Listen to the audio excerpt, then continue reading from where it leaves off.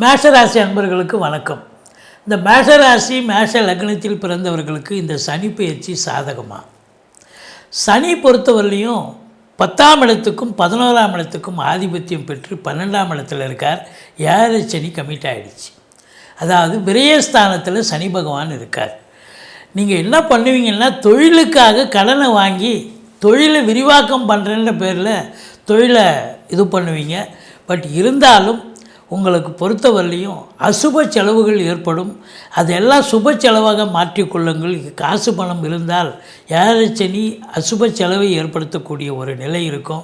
19 வயசுக்குள்ளே இருக்கிறவங்களுக்கு பிரச்சனை, 19 வயசுக்கு மேலே இருக்கிறவங்களுக்கு நிச்சயமாக சரித்திரம் படைக்கப் போகிறீர்கள். தொழில் ரீதியாக சம்பாதிக்க போகிறீங்க.